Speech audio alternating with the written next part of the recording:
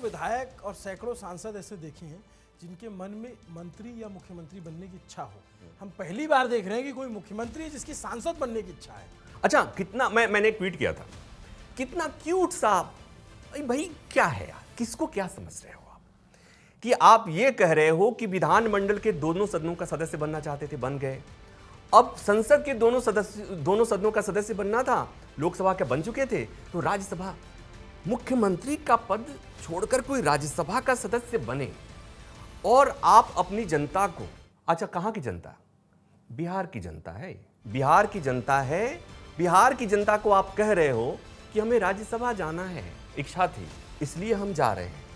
भाई साहब, इसका मतलब ये बता, झूठ आदमी कब बोलता है, सॉरी टू से, झूठ आदमी तब बोलता है जब चोरी पकड़ी जाती है या जो आप पर बहुत भरोसा करता है उसकी उम्मीदों के साथ आप धोखा देते हैं। कि भाई किसी की तबीयत खराब हो गई तो उपराष्ट्रपति की पद से इस्तीफा दे दिया, किसी की इच्छा हुई तो वो जो है मुख्यमंत्री बनने आ गया। या ऐसे पहले आप देखेंगे संजय गांधी के ज़माने में कभी जगन्नाथ पहाड़िया मुख्यमंत्री बन गए, कभी कोई बन गया, एक चिट्ठी जारी हुई, उनकी तबीयत खराब है। हाँ, आगे हो सकता है ये भी है कि कुर्ता फट गया था इसलिए शपथ में नहीं जा पाए। पिछले 26 सालों से जिस व्यक्ति के इर्द गिर्द बिहार की राजनीति घूम रही थी, उस व्यक्ति का बिहार से बाहर जाना, राज्यसभा के लिए नामांकन कर देना और मुख्यमंत्री की कुर्सी छोड़ने का एक तरीके से ऐलान कर देना, ये बिहार की सियासत पर कितना असर डालेगी और बिहार का अगला मुख्यमंत्री कौन होगा? बीजेपी किसको मुख्यमंत्री बनाएगी? जो नाम चल रहे हैं वही नाम होंगे या चौथी पांचवी पंक्ति में बैठा कोई व्यक्ति आकर के मुख्यमंत्री की शपथ ले लेगा और फिर उस दिन सब कोई चौंक जाएंगे? या फिर एक जो जातियों की गोलबंदी और अलग अलग जातीय समूह अपने नेता के मुख्यमंत्री बनने का जो ख्वाब पाले हुए हैं, उस ख्वाब का क्या होगा?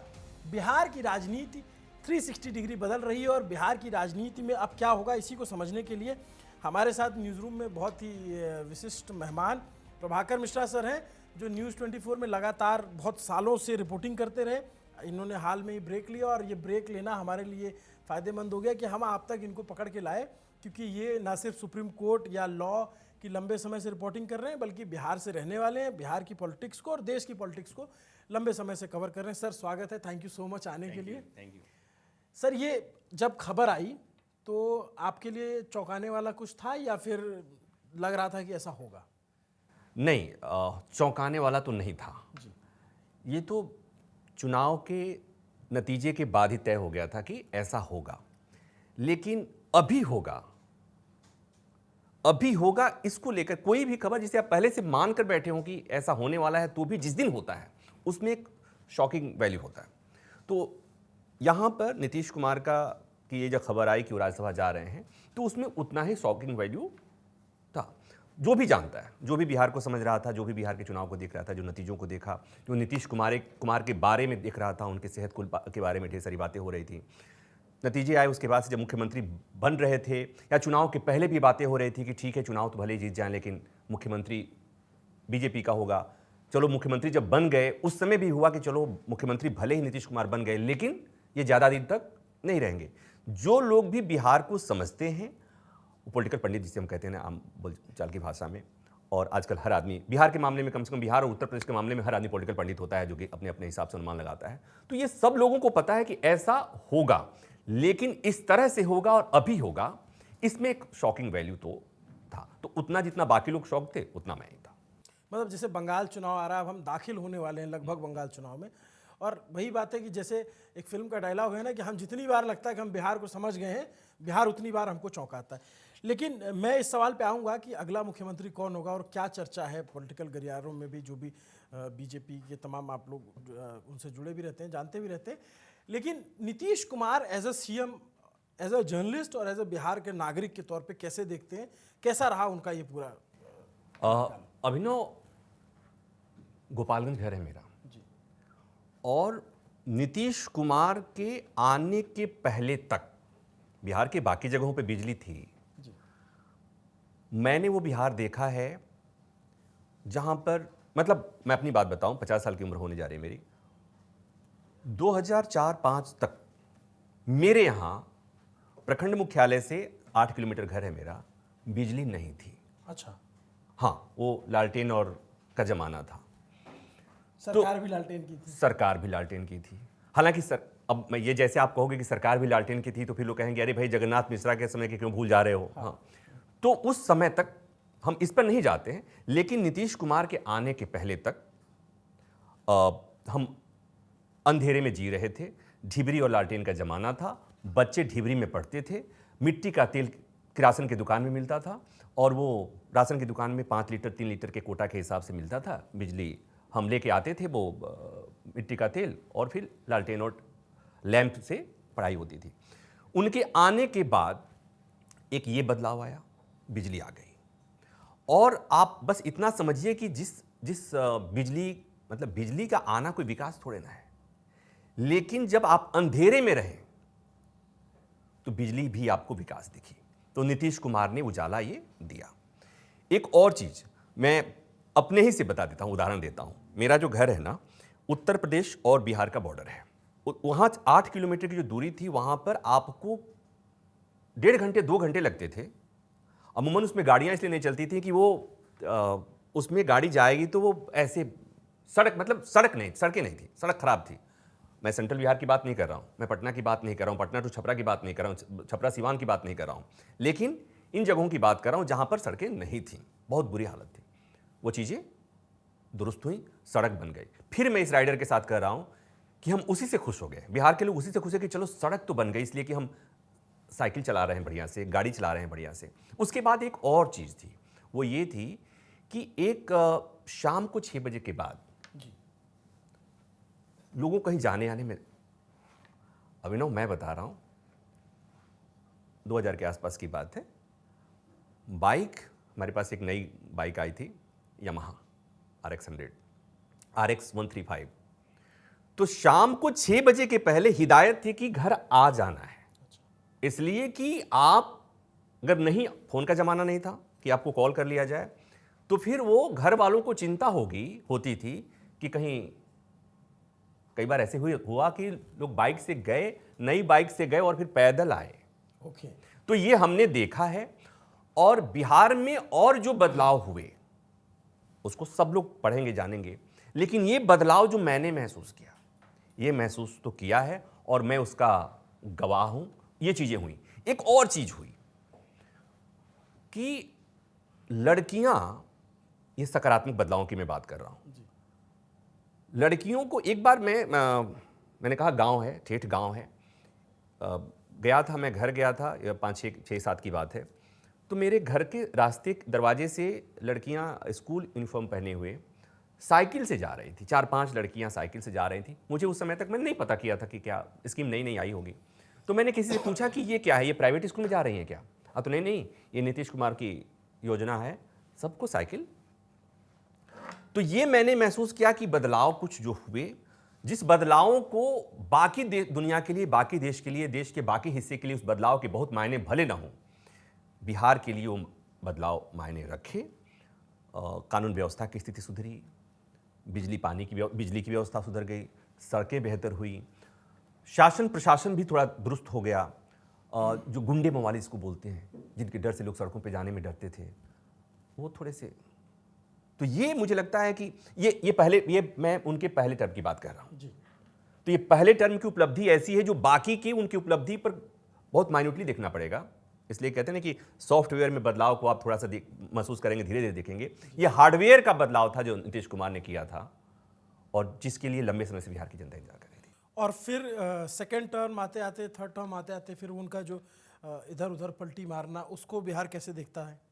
और एक सवाल इसमें एडिशनल ये भी कि ऐसी स्थिति में जब ये कहा माना जा रहा था कि नीतीश कुमार की तबीयत खराब है, उस स्थिति में भी जेडीयू का इतना अच्छा प्रदर्शन करना, दोनों चीज़ों पे आप अपनी राय रखिएगा। पहले तो एक बात समझिए कि नीतीश कुमार ने जब शुरुआत की तो एक समय ऐसा भी आया कि नीतीश कुमार अपने जाति की राजनीति भी कर रहे थे। अच्छा। उन्होंने गांधी मैदान में एक कुर्मी चेतना रैली की थी। नीतीश कुमार के बारे में एक लालू प्रसाद यादव ने एक बात कही थी कि नीतीश के पेट में दांत है। जी। मुझे लगता है कि नीतीश को, बिहार को समझना बड़ा मुश्किल है, ये भी सही है, लेकिन लालू प्रसाद यादव ने जो नीतीश कुमार के बारे में बात कही थी कि नीतीश ने जो एक व्यक्ति जो अपनी जाति के लिए चेतना रैली करता है, वही आदमी ये समझने में कामयाब हो जाता है कि आरजेडी से कौन जातियां हैं जो आरजेडी से आहत हैं, जी किन जातियों को साधना है, हम क्या करना है कि वो हमारे साथ आ जाएं, जो उनके साथ नहीं वो हमारे साथ आ जाएं। तो उन्होंने जाति के उस बैरियर को तोड़ा, सब जातियों में घुस गए।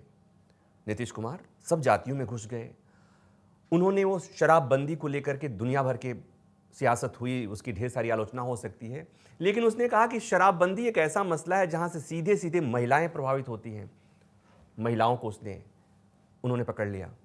जीविका दीदी को आप देखेंगे, जीविका दीदी के बारे में जब पिछला चुनाव था, समझूंगा कि जीविका दीदी एक ऐसा वोट बैंक तैयार किया नीतीश कुमार ने, जो हर हाल में नीतीश कुमार के साथ, मतलब किसी दूसरे पार्टी के कैडर के लोग, जो दूसरे पार्टी के वोटर थे, कैडर के आदमी थे, उनकी पत्नी जीविका दीदी थी, वो नीतीश कुमार के वोट दे रही थी।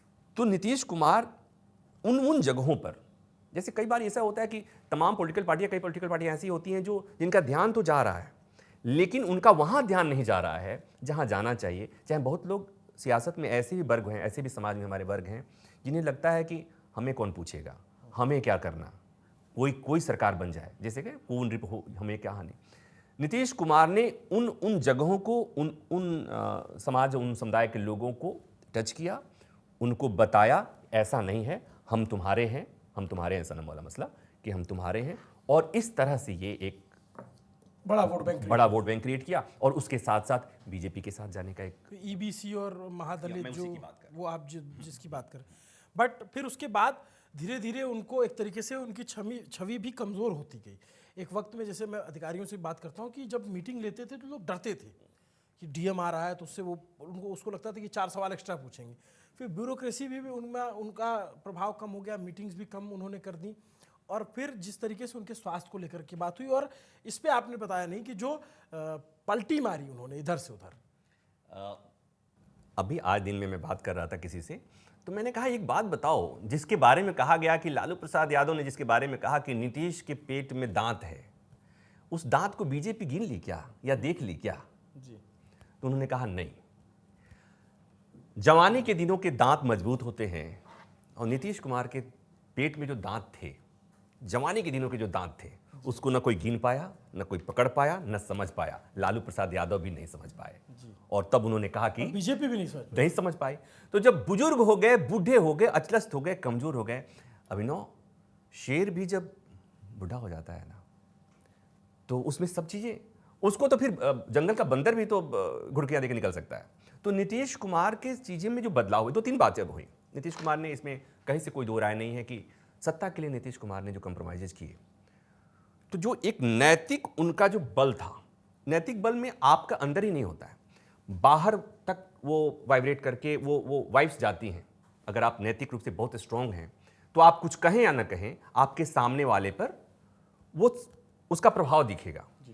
नीतीश कुमार ने जब जो ये इंप्रेशन आया कि पलटू कुमार हो गए, तो मुझे लगता है कि उसमें जो उनका नैतिक बल था वो कम हुआ, और वो सामने वाले पर उसका इंप्रेशन गया, और जिसके चलते सारी चीज़ें ये हुई। और आप फिर वो देखोगे कि उनके ब्यूरोक्रेसी पर पकड़ कमज़ोर हो गई। और ब्यूरोक्रेसी पर जिसे आप कमज़ोर कहते हैं ना, पकड़ कमज़ोर होना, दरअसल नीतीश कुमार एक समय था, अब नाम गिना रहा हूँ, जैसे प्रधानमंत्री मोदी के बारे में कहा जाता है कि मोदी जी, लोगों को ये भ्रम होता है कि मोदी जी सबकी सुनते हैं। दरअसल मोदी जी सुनाते हैं, मोदी जी वही सुनते हैं जो उनको पसंद हो। ऐसे 1-2 नेता और भी हैं। केजरीवाल के बारे में भी यही कहा जाता है कि केजरीवाल के लिए भाई भले कोई कहे कि वो सबकी सुनते हैं, लेकिन वो सुनेंगे सबकी, करेंगे अपनी, और वो हमारे मन की बात कहोगे तो। नीतीश कुमार के साथ भी यही था। जब वो शुरू के, मैं जब जिन्हें आप बहुत स्ट्रॉन्ग लीडरशिप की बात करते हैं, जब शुरू में वो आए थे, जब बिहार में बदलाव अचानक से मतलब जो बदलाव दिख रहे थे, तो नीतीश कुमार उसमें बहुत थाली खींच लेने वाले नीतीश कुमार वैसे थे। और लेकिन वो बाद में उनका जो एक कॉकस बना, वो जैसे जैसे आदमी जब कमज़ोर होता है तो उसको डिपेंडेंसी बढ़ती है, तो उनके आसपास 4-5-6 नेताओं का एक कॉकस तैयार हुआ, और उन्होंने धीरे धीरे जाने अनजाने में लोगों में भी मैसेज दे दिया, भाई जो आदमी अकेले चलता हो, सीना तान के चलता हो, जब 4 लोगों के साथ चलना शुरू कर दे तो समझ लो कि, तो वो चीज़ें हुई, और उसका असर बिहार की सियासत में पड़ा। और ये भी रहा कि लंबे वक्त तक कोई उनका बहुत करीबी रह नहीं पाया, चाहे आरसीपी सिंह हो, चाहे प्रशांत किशोर हो, तो वो एक सर्टेन टाइम के बाद वो दूरी बना भी वो नहीं सब उनको सबको लग जाता था कि नीतीश कुमार के पेट में दांत है। हाँ। ये बात तो है। तो ये सर एक बात, अब ये हो गया नीतीश कुमार का, हम बहुत डीप में जाएंगे तो फिर वो हर कार्यकाल के बारे में बात करना पड़े। लेकिन ऐसी क्या मजबूरी थी कि भाई जब इतना अच्छा मैंडेट आया था तो उस मैंडेट के साथ बीजेपी अपना सीएम बना लेती, फिर इन्हें 3 महीने के लिए क्यों बिठाया? ये जो बात आप कह रहे हैं ना, मैं किसी से ये समझना बहुत आसान, ये समझने के लिए आपको फिर बीजेपी को समझना पड़ेगा जी। कि बीजेपी को पता है कि कब कहां कैसे काम करना है। जी। बीजेपी केवल मुख्यमंत्री नहीं बनाती, जी। बीजेपी केवल मंत्री नहीं, बीजेपी केवल प्रधानमंत्री की कुर्सी नहीं, वो वाला मसला नहीं है। बीजेपी को तो ये पता है कि भाई नीतीश बिहार में मुख्यमंत्री हमारा बन तो जाएगा, लेकिन क्या वो उस तरह की स्वीकार्यता होगी जो नीतीश कुमार के साथ होगी? अभी इस बार भी यही हुआ। तो ये जो जैसे कहते हैं ना, अभी मुझे कोई उदाहरण दे रहा था, ये बात बातचीत के क्रम में बात आई थी थोड़ी देर पहले, तो कहे कि जिस तरह से बीजेपी जीतने के बाद भी ये हुआ कि लाल कृष्ण आडवाणी को प्रधानमंत्री के तौर पर जब देश स्वीकार नहीं करेगा, इसलिए अटल बिहारी वाजपेयी को प्रधानमंत्री बना दिया गया। जब उससे इसको पैरेलल ड्रॉ करते हैं तो आपको बात समझ में आएगी कि नीतीश कुमार बीजेपी के लिए मजबूरी थे, और अब उसी में आते हैं कि उनको मुख्यमंत्री बनाया जाए सीट अधिक होने के बावजूद भी। अब उसी से अब आज जब आप आएंगे तो आपने दो इंट्रो में जो बातें कही उसी में ये कि भले ही ये जा रहा है, कहा जा रहा है, या चाहे है भी, दिख भी रहा है कि नीतीश कुमार राज्यसभा आ रहे हैं, ये पटकथा पहले लिखी जा चुकी थी कि वो तो आएंगे ही, लेकिन कैसे होगा, सम्मानजनक तरीका क्या हो सकता है। लेकिन जितना आसान दिख रहा है उतना आसान है नहीं। वजह क्या है कि आपने देखा कि नीतीश कुमार के राज्यसभा जाने के खबर के बाद उनकी पार्टी में बहुत तेज विद्रोह हो रहा है। जी। और पार्टी में विद्रोह का मतलब हुआ कि पार्टी के नेताओं की अगर नहीं सुनी गई, पार्टी के लोगों को नहीं सुनी, नीतीश कुमार को तो आप मना लेंगे, हो सकता है कि उनके आसपास के 2 नेता हैं उन्हें भी मना देंगे, लेकिन पार्टी के पूरे कैडर को, पूरे संगठन को आप मना लें, कोई जरूरी नहीं है।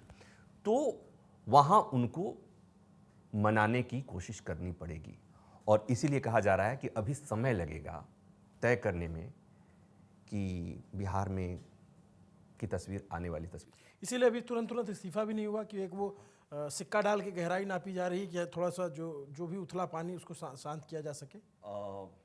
निश्चित तौर पर पहली बात तो ये हो गई। दूसरी बात एक चीज़ और है कि बिहार के मामले में जैसे कहा है कि बिहार को समझना बड़ा मुश्किल है। ये आपके लिए, हमारे लिए नहीं है, ये उस बीजेपी के लिए भी है, ये प्रधानमंत्री जी के लिए भी है, ये गृह मंत्री के लिए भी है। तो वहाँ पर, और खासकर इस मसले में नीतीश कुमार गठबंधन के सहयोगी हैं, और देश की सियासत में ऐसा पहली बार ऑलमोस्ट हो रहा है, पहली बार ही हो रहा है कि आप गठबंधन के सहयोगी को मुख्यमंत्री का पद छुड़वा कर, या ये टेक्निकली मैं छुड़वा के कहूँगा तो लोगों को लगेगा कि ये आप क्या कह रहे हैं, मुख्यमंत्री का पद एक आदमी छोड़ करके राज्यसभा आ रहा है। नॉमिनेशन के समय जब अमित शाह वाली, गृह मंत्री वाली तस्वीर आई तो मुझे लगता है कि हमारी बात पर भी जस्टिफिकेशन है कि छुड़वाया ही जा रहा है। इसलिए कि ये कहना भी कोई गलत नहीं है, गुनाह नहीं है, क्योंकि हमने सर मैं जितने दिन से कर रहा हूँ, 10 एक साल हुआ, आप बहुत लंबे टाइम से कर रहे हैं, हमने सैकड़ों विधायक और सैकड़ों सांसद ऐसे देखे हैं जिनके मन में मंत्री या मुख्यमंत्री बनने की इच्छा हो। हम पहली बार देख रहे हैं कि कोई मुख्यमंत्री है जिसकी सांसद बनने की इच्छा है। अच्छा, कितना मैंने एक ट्वीट किया था, कितना क्यूट सा, भाई क्या है यार, किसको क्या समझ रहे हो आप, कि आप ये कह रहे हो कि विधानमंडल के दोनों सदनों का सदस्य बनना चाहते थे, बन गए। अब संसद के दोनों सदनों का सदस्य बनना था, लोकसभा के बन चुके थे, तो राज्यसभा, मुख्यमंत्री का पद छोड़कर कोई राज्यसभा का सदस्य बने, और आप अपनी जनता को, अच्छा कहां की जनता, बिहार की जनता है, बिहार की जनता है, बिहार की जनता को आप कह रहे हो कि हमें राज्यसभा जाना है, इच्छा थी इसलिए हम जा रहे हैं। भाई साहब, इसका मतलब ये बता, झूठ आदमी कब बोलता है, सॉरी टू से, झूठ आदमी तब बोलता है जब चोरी पकड़ी जाती है, या जो आप पर बहुत भरोसा करता है उसकी उम्मीदों के साथ आप धोखा देते हैं। मैं ये बात इसलिए कह रहा हूँ, बीइंग बिहारी ये बात मैं कह रहा हूँ, सिर्फ जर्नलिस्ट के तौर पे बात नहीं कर रहा हूँ, मैं बिहारी होने के नाते ये बात कह रहा हूँ। ये मेरा अधिकार है कि जिस बिहार ने जब कहा कि नीतीश कुमार में सारे एक्सप्रेशन देखा उन्होंने कि नीतीश कुमार ऐसे, नीतीश कुमार ऐसे, उस नीतीश कुमार को जब बिहार के लोगों ने मुख्यमंत्री बनाया, कितने दिन हुए अभी? 3 महीने। और अचानक इस 3 महीने में आपको राज्यसभा, और वो भी राज्यसभा का पता है क्या है कि राज्यसभा का बहुत लोग तो तपस्या पूरी नहीं हुई अभी तक राज्यसभा जा नहीं पा रहे हैं, या बहुत लोग राज्यसभा गए, कट गए, मतलब अगली बार उनका हो गया नहीं होगा। दरअसल आप इस तरह से किसी की दुखती रख पे हाथ मत रखिए। नहीं, ये दुखती रख है, मैं किसी नेता के दुखती रख नहीं है, ये हमारे बिहार वालों के दुखती रख पे मैं हाथ रख रहा हूँ कि देखो क्या हो रहा है।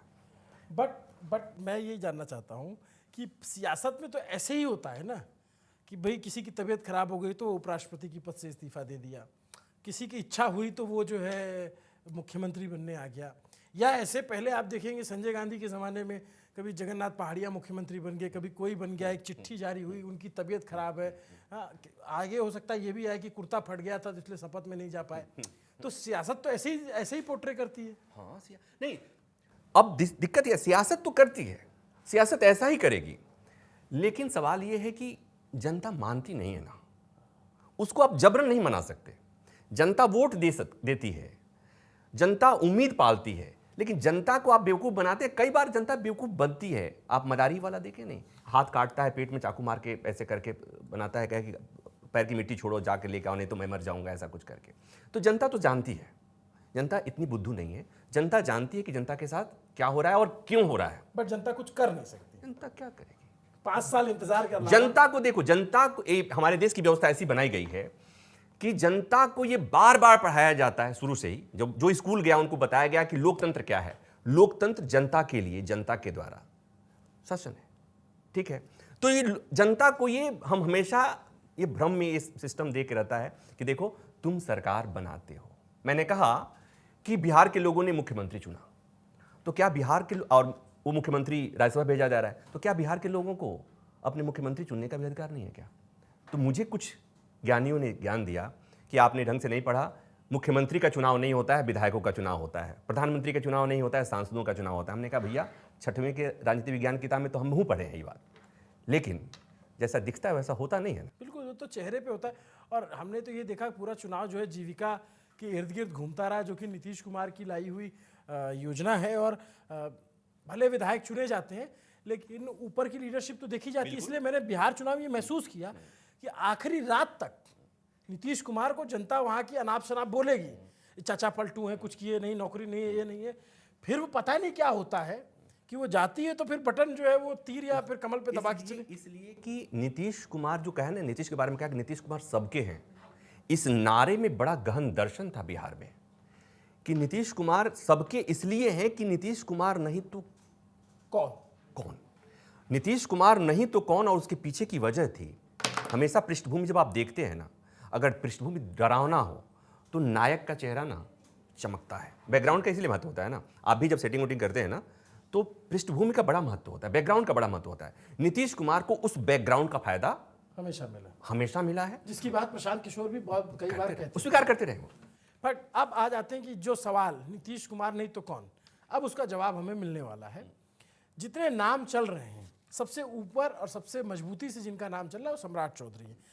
और अलग अलग कास्ट ग्रुप्स हैं जो ये उम्मीद लगाए हुए कि हमारा नेता जो है मुख्यमंत्री बन जाए, हमारा वाला इतने साल से नहीं बना है, या हमारा वाला कभी नहीं बना है, हमारा वाला पहली बार बन जाएगा, हमारा वाला इतने साल पहले बना था। क्या लगता है बीजेपी की जितनी पॉलिटिक्स आप देख रहे हैं यहाँ से और जिस तरीके की पॉलिटिक्स करती है, तो जो नाम चर्चा में है उसी पे मोहर लग जाएगी या फिर आपने जैसे पूछा कि जो नाम चर्चा में है उसी समय आपको पता है कि जो नाम चर्चा में होता है, कहा जाता है कि जो नाम चर्चा में उसका पत्ता कट जाता है जी। तो बीजेपी में कहा जाता है कि मेरा नाम मत चलाओ, हाँ। नहीं तो कट जाएगा। तो एक पहली बात ये। दूसरी बात जो गंभीर नोट पे है कि जो शर्तें तय हुई हैं, जो जानकारी मुझे मिली उसके मुताबिक नीतीश कुमार राज्यसभा जा रहे हैं। तो राज्यसभा जा रहे हैं तो उनके बेटे को कहा जा रहा है कि उनको सम्मानजनक ढंग से पार्टी में सियासत में एस्टेब्लिश कराया जाए।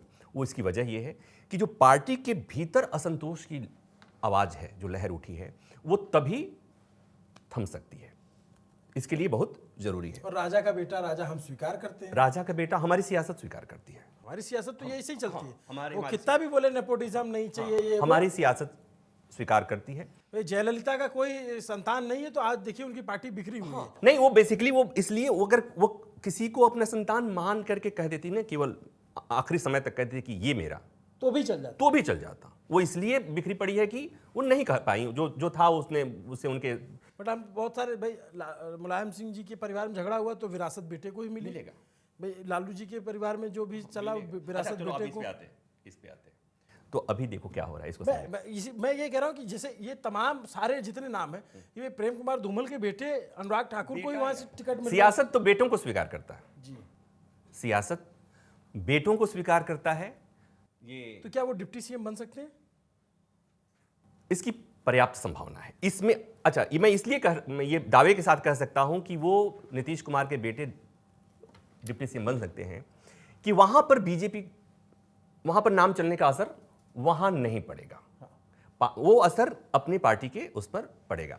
अब बात आती है कि तय कब होगा, तय कौन करेगा। तो इसके बारे में कहा जा रहा है कि जो कुछ होगा, हुई है सोई जो दिल्ली रच रखा। अब दिल्ली में जो कह रहा हूं, इस दिल्ली में मोदी जी चाहेंगे, प्रधानमंत्री जी चाहेंगे। बिहार के मामले में और किसी के चाहने से कुछ नहीं होने जा रहा है। और एक बात और कि आप एक स्टेटमेंट बार बार सुन रहे हैं, लोग लिख रहे हैं, बोल रहे हैं कि नीतीश कुमार की सहमति ली जाएगी, उनकी सहमति से ही होगा। जो मैं समझ रहा हूं कि नीतीश कुमार के सहमति का मसला नहीं होगा, नीतीश कुमार को बता दिया जाएगा। नाम के अनाउंस करने के पहले नीतीश कुमार को बताना है, तो नीतीश कुमार को बता दिया जाएगा कि हम इन्हें बना रहे हैं। ये बात और है कि नीतीश कुमार पता नहीं आज के समय में उस नाम पर आपत्ति दर्ज कराने की स्थिति में है या नहीं है, लेकिन जो मेरी जानकारी है कि नीतीश कुमार के आसपास के जो उनके जो पंच प्रमुख हैं, आप जानते हैं पंच प्रमुखों, तो ये जो पंच प्रमुख हैं, उन पंच प्रमुखों को समझाना है, बताना है, उनको ये संदेश देना है। ये बात और है कि कैसे देना है, उन्हें बताया जाएगा और उनसे कोशिश होगी कि उनकी सहमति जैसे भी हो उनकी सहमति ली जाए। उनको बता दिया जाए कि हम इनको बनाने जा रहे हैं। अब उस पर आपत्तियां आमंत्रित होंगी या नहीं होंगी ये मैं नहीं कह सकता, लेकिन जो कुछ होगा। आपको कोई संभावित नाम लगते हैं पोटेंशियल? नहीं, तो बिहार में बीजेपी की तरफ से कभी कोई रहा नहीं, कोई ये और डिप्टी सीएम भी बदले बिहार में बीजेपी ने। आपने जो पहले सवाल किया ना, जब मैंने उसी समय बात कही कि नीतीश कुमार को ही क्यों बनाया गया, उसकी वजह है कि बिहार में बीजेपी ने कोई एक ऐसा लीडरशिप तैयार नहीं किया है। और जिन लीडरशिप की बात आप करते हैं, आप खुद देख लीजिए, मंगल पांडे एक नेता हुआ करते थे, हैं, मतलब मैं जब कहता हूं हुआ करते थे, मंगल पांडे आप आजकल नेपथ्य में जा रहे हैं, दिखते हुए दिख रहे हैं। तो ले दे के एक आदमी का चेहरा जो बहुत स्ट्रांग दिख रहा है, वो सब लोग सम्राट चौधरी उन पे बहुत अटैक हुए। तो ये जो तरीका है बीजेपी का, चाहे मोदी जी का, जो भी तरीका है, उसमें पहले ही यहाँ पर डाउट क्रिएट हो रहा है। मतलब जैसे ललन सिंह हो गए, नित्यानंद राय की बात भी आ रही है। अब यहाँ पर पता है क्या होगा, यहाँ पर जाति समीकरण ही अंतिम है। जातियां सब ये देखना होगा कि किसको करने पर, इसलिए कि इधर जाति को लेके देश में बड़ा सब कुछ हुआ है, तो और बिहार में हमेशा से रहा है, और हाल के दिनों में जितने मुख्यमंत्री बने हैं, जाति सबसे बड़ा फैक्टर रहा है। तो इस मामले में दो चीजें, बीजेपी का दो पैटर्न समझ में आता है मुख्यमंत्री बनाने के मामले में। पहला पैटर्न ये कि किसी ऐसी कास्ट ग्रुप का बनाया जाए जो उसके वोट बैंक में एड ऑन हो जाए, वो लाने की हिम्मत रखे, ताकत रखे। या दूसरा पैटर्न ये रखा है कि जो मेजॉरिटी की कास्ट रही है, जिसका बहुत समय से दबदबा माना गया है, उस कास्ट का मुख्यमंत्री बीजेपी नहीं बनाती। जैसे हमने हरियाणा में देखा, जैसे हमने राजस्थान में देखा, हमने मध्य प्रदेश में देखा, हमने कई जगहों पे उनके इस तरह के एक्सपेरिमेंट देखे। बिहार के केस में ज़्यादा चांसेस क्या है कि जोड़ने वाली कास्ट को लाएंगे या कास्ट को बाइफ्रिकेट करने वाले नेता को? देखो, बिहार में जो मैं समझ रहा हूँ, बीजेपी सियासत के मामले में, वोट के मामले में जोड़ने का काम करती है। वोट के मामले में बीजेपी जोड़ने का काम करती है। बहुत सावधानी से मैं अंडरलाइन कर रहा हूँ, ठीक है। हाँ, बाकी मामलों में नहीं कह रहा हूँ मैं जी। वोट के मामले में बीजेपी का प्रत्येक कदम जो होता है जोड़ने वोट जोड़ने का होता है। अच्छा। तो जो कुछ भी होगा वो बहुत स्ट्रांग मैसेज देने की कोशिश होगी कि हम जोड़ रहे हैं। पहली बात इसमें एक और चीज, नहीं एक बात और सुनो, समटाइम तोड़ कर भी जोड़ा जाता है। नहीं अब यहाँ पर क्या है, यहाँ पर इसको बात को ऐसे समझिए कि यहाँ पर पहले उनके पास जो बड़ी चुनौती है वो कि जो उनके पास जेडीयू है वो टूटे नहीं, जुड़े रहे। जेडीयू को जिंदा रखना भी जरूरी है, एकदम जिंदा रखना जरूरी है। तो वो पहले उनकी प्राथमिकता होगी, इनको उधर की वॉल सिक्योर कर दीजिए, इसको करना है। अब इसमें ये पंच प्रमुख जो नीतीश कुमार के जो हैं वो आप नाम लीजिए, ललन सिंह, मनीष वर्मा, अशोक चौधरी, ये तमाम नेता जो भी रहे, तो इनके असंतोष को उनको साधने की कोशिश होगी और फिर कुछ ऐसी सहमति निकालने की, यहाँ बाकी मामलों से अलग होगा, कुछ जो भी होगा उस इसी इर्द गिर्द होगा कि जो व्यवस्था है उसमें कोई सेध नहीं लगे, उसमें कोई टूट फूट नहीं हो। तो मोटा मोटी इशारा कर दिया सर ने, और अच्छा किया कि आपने कोई नाम गेस नहीं किया, क्योंकि नाम अक्सर जो है सूत्रों के हवाले से जो गेस किए जाते हैं, बिहार में सूत्र को लेके बड़ा हाँ, वो आपत्तिजनक शब्द इस्तेमाल होता है, मैं इसलिए हाँ वो जो है तो वहाँ का तो सूत्र जो है सतुआ में लपेटाया जाएगा अगर वो गलत निकलेगा तो मोटा मोटी आपने बिहार में जो चल रहा है उसको समझा, और जो बीते दिनों घटा उसको भी समझा। प्रभाकर सर से हम रिक्वेस्ट करेंगे कि आप ऐसे ही समय देकर आते रहें, और खासकर कि जब लीगल मामले होंगे तो आपको ज़रूर परेशान करेंगे, और पॉलिटिक्स में और बिहार से जुड़ा कहीं कुछ होगा, देश में कुछ चलता रहेगा तो भी आपको हम परेशान करते रहेंगे। Thank you so much. उम्मीद करते हैं कि आप लोगों को ये बातचीत अच्छी लगी होगी। आपका इस पूरी बातचीत पे क्या सोचना है कमेंट करके ज़रूर बताइए। प्रभाकर सर को आपने लंबे टाइम तक देखा होगा, देखते ही आए हैं, अभी बीते दिनों ये हाल बहुत कम टाइम हुआ आपको ब्रेक लिए, तो न्यूज़ 24 पे लगातार सर आते रहे। इनके ट्वीट्स आप पढ़ सकते हैं, ट्विटर पे बहुत एक्टिव रहते हैं, फेसबुक पे भी बहुत काफ़ी लिखते हैं, तो अलग अलग मुद्दों पे बहुत मुखर आवाज़ों में से गिने जाते हैं। जैसे अभी बीते दिनों आपने देखा, हमने उमाशंकर सर को लेकर आए और अभी प्रभाकर सर आए। आपको ये पूरी बातचीत कैसी लगी कमेंट करके जरूर बताइए। नमस्ते, अभिनव पांडे नाम मेरा, कैमरे के पीछे मेरे साथी सुधांशु केशरवानी है। देखते रहिए न्यूज़ पिंच पसंद आए तो सब्सक्राइब कीजिए, फॉलो कीजिए, लोगों तक पहुँचाते रहिए। Thank you.